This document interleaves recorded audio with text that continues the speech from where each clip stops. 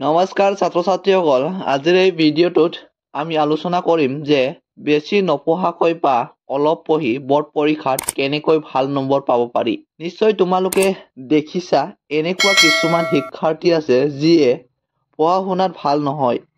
স্কুলত অনুষ্ঠিত হোৱা সকলো পৰীক্ষাতে ইমান এটা ভাল নম্বৰ পোৱা নাছিল। যাৰ চিলেবাছ কমপ্লিট হোৱা নাছিল, যাক কোনেও আশা কৰা নাছিল, কিন্তু তেওঁ বৰ্ড পৰীক্ষাত এবাৰতে পাছ কৰিছে। তেওঁ এনেকুৱা কি কৰিছে যাৰ ফলত তেওঁ একেবাৰতে বৰ্ড পৰীক্ষাত পাছ কৰি দেখুৱাইছিল। বহুত শিক্ষাৰ্থীয়ে কয় মোৰ চিলেবাছ কমপ্লিট হোৱা নাই, মোৰ পঢ়া পাতি হোৱা নাই, মোৰ প্ৰস্তুতি হোৱা নাই, মই এতিয়া কি কৰিম, পৰীক্ষাত ফেল কৰিম নেকি। যদি তোমাৰ কোনো বিশেষ প্ৰস্তুতি হোৱা নাই, যদি তোমাৰ বিশেষ পঢ়া পাতি হোৱা নাই, তথাপিও যদি তুমি আজিৰ এই ভিডিঅ'টোত আলোচনা কৰা কৌশল কেইটা ভালদৰে অনুসৰণ কৰা, কৌশল কেইটা পৰীক্ষাত প্ৰয়োগ কৰা, তেনেতে কোনো একো বিশেষ নপঢ়াকৈ ক্লাছ 10ৰ পৰীক্ষা বা ক্লাছ 12 বৰ্ড পৰীক্ষাই হওক একেবাৰতে পাছ কৰিব পাৰিবা। যদি তুমি ক্লাছত মন দিছিলা বা অলপ হ'লেও পঢ়িছা, তেনেতে বহুত ভাল নম্বৰ লৈ বৰ্ড পৰীক্ষাত পাছ কৰিব পাৰিবা।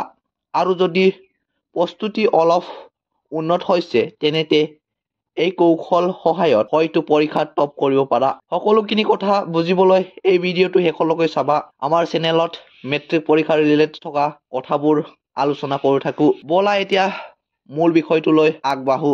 প্ৰথম কামটো হ'ল এতিয়াৰ পৰা পৰীক্ষালৈ যিমান দিন বাকী আছে বা যিমান সময় বাকী আছে, কিতাপ পত্ৰ মেলি অলপ চিনাকি হৈ লোৱা। দৈনিক প্ৰতিটো বিষয়ৰ প্ৰতিটো পাঠৰ মূল বিষয়বস্তু, প্ৰশ্নৰ উত্তৰ, অংক, ফৰ্মুলা, যেনেদৰে পৰীক্ষাত প্ৰশ্ন আহে, সেইবোৰ কমেও ৩-৪ পেজকৈ লিখা। ইয়াৰ বাবে প্ৰি বৰ্ড পৰীক্ষাৰ কুৱেশ্যন পেপাৰ সমাধান কৰিব পাৰা। এইটো কৰিলে হাতৰ আখৰ অভ্যাস হ'ব, ৰাইটিং স্পীড বৃদ্ধি হ'ব, প্ৰশ্নৰ সৈতে চিনাকি হ'বা আৰু একে সময়তে পৰীক্ষাৰ বাবে প্ৰস্তুতিও হ'ব। দ্বিতীয় কৌশলটো হ'ল পৰীক্ষা হলটোত প্ৰশ্ন কাকতবোৰ পঢ়ি ভালদৰে বুজি ল'ব লাগে। প্ৰশ্নৰ কাকতখন আদিৰ পৰা অন্তলৈকে এটা এটাকৈ ভালদৰে পঢ়ি বুজি ল'ব লাগিব। পঢ়ি যোৱাৰ সময়ত কোন কেইটাৰ প্ৰশ্নৰ উত্তৰ সঠিককৈ জানা আৰু কোন কেইটাৰ উত্তৰ নাজানা লক্ষ্য কৰি যাবা। নিজৰ কনফিডেন্স লেভেল মানে আত্মবিশ্বাস হেৰুৱাব নালাগিব। কিছুমান শিক্ষাৰ্থী আছে যিয়ে প্ৰশ্ন কাকতখন দেখাৰ লগে লগে ভয় খায়, পঢ়ি যোৱা উত্তৰবোৰ পাহৰি যায়। তুমি কিন্তু এনেকুৱা হ'ব নালাগিব।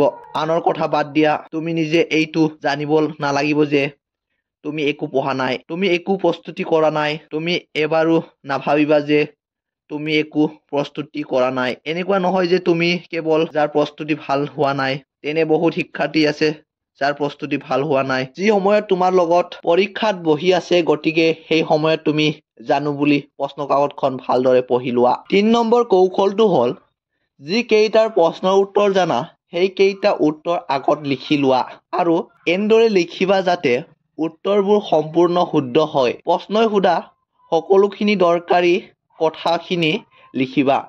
উত্তৰ বহীখন পৰিষ্কাৰ কৰা, লিখন শুদ্ধ কৰা। যিয়ে উত্তৰ বহী চেক কৰে, অৰ্থাৎ নিৰীক্ষকজনক ইমপ্ৰেছ কৰি তোলা।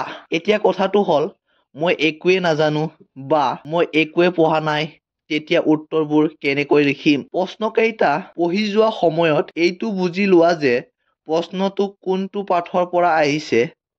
কিছুমান প্ৰশ্ন এনেকুৱা থাকে যে য'ত উত্তৰটো লুকাই থাকে বা প্ৰশ্ন কাকতখনত তাৰে উত্তৰ থাকে। প্ৰশ্নত থকা শব্দবোৰ মন কৰা, যিটো পাঠৰ পৰা প্ৰশ্নটো শুদ্ধ হৈছে, সেই পাঠৰ পৰা প্ৰশ্নৰ লগত সংগতি থকা যি কথা তোমাৰ মনত আছে, সেইবোৰ শব্দত লিখি প্ৰকাশ কৰা। ৪ নম্বৰ কৌশলটো হ'ল পৰীক্ষাত প্ৰশ্ন কাকতত থকা সকলো প্ৰশ্নৰ উত্তৰ লিখিব লাগিব। এতিয়া ক'বা যে মই নজনা প্ৰশ্নৰ উত্তৰ কেনেকৈ লিখিম, সেইটোৱেতো ক'ব বিচাৰিছো। তুমি উত্তৰটো জানা বা নাজানা সকলো প্ৰশ্নৰ উত্তৰ লিখিব লাগে, কিন্তু অদৰকাৰী কথা নহয়, পাঠৰ সৈতে জড়িত থকা কথাখিনি লিখিব লাগিব। সম্পূৰ্ণ উত্তৰটো লিখিব নোৱাৰিলেও সেই প্ৰশ্নৰ উত্তৰটো আধা হ'লেও লিখিব লাগিব।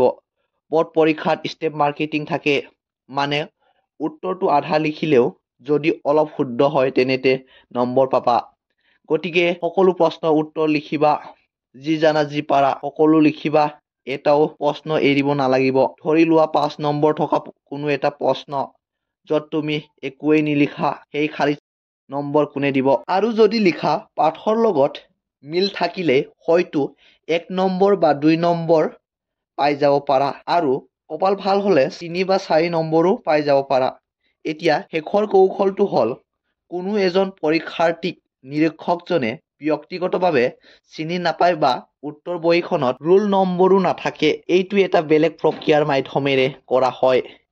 নিৰীক্ষকজনে নাজানে যে পৰীক্ষাৰ্থীজনে কেনেদৰে পৰীক্ষা দিব গৈছে, তেওঁ পঢ়িছে নে নাই, তেওঁ প্ৰস্তুতি কৰিছে নে নাই। একমাত্ৰ উত্তৰ বহীখনে পৰীক্ষাৰ্থীক পৰিচয় হ'ব। গতিকে আমি উত্তৰবোৰ এনেদৰে লিখিব লাগিব যাতে নিৰীক্ষকসকলৰ ওপৰত মানসিক প্ৰভাৱ পৰে। আমাৰ উত্তৰ লিখন ধৰণ পৰিষ্কাৰ লিখা দেখি নম্বৰ দিবলৈ বাধ্য হয়। উত্তৰ বহীত উত্তৰ বিপৰীত প্ৰশ্নৰ উত্তৰ শুদ্ধকৈ লিখিবা। সঠিক পৰিমাণ খালী ঠাই এৰিব লাগে। বেছি কটাকটি কৰিব নালাগে। মুঠতে উত্তৰ বহী চাফ চিকুণ হ'ব লাগে। তেতিয়া পৰীক্ষাত ফেল কৰাৰ প্ৰশ্নই নুঠে। আশা কৰো তোমালোকে এই কথাখিনি আজি ভালদৰে বুজিবা। এই ভিডিঅ'টো বন্ধুবৰ্গলৈ শ্বেয়াৰ কৰি দিবা আৰু এই ভিডিঅ'ত কমেণ্ট কৰিবলৈ নাপাহৰিবা। অতি সোনকালে নতুন ভিডিঅ'ৰ সৈতে লগ পাম। আজিৰ ভিডিঅ'টো ইমানতে সমাপ্ত। ধন্যবাদ।